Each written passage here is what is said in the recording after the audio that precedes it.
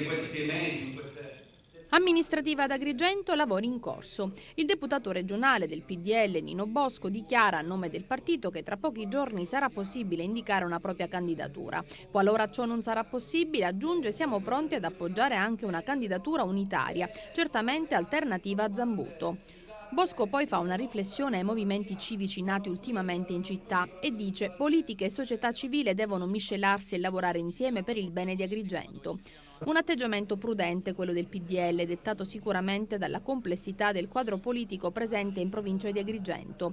Le elezioni del 6 e 7 maggio interesseranno infatti altri 13 comuni della provincia e ci vorrà un grande lavoro diplomatico per tessere alleanze coerenti prima ancora che vincenti.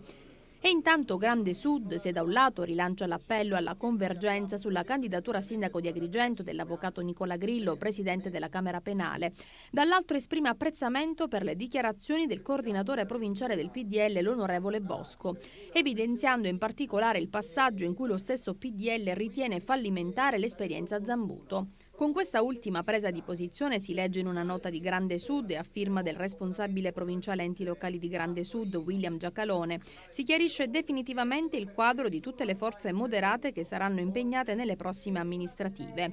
Sono finiti tutti i tatticismi perché chiaramente tutte le forze hanno bocciato la ricandidatura di Zambuto, ritenendola inconcludente e miope, per convergere su altre personalità che offrano una seria maturità amministrativa e garanzia di buon governo della città di Agrigento.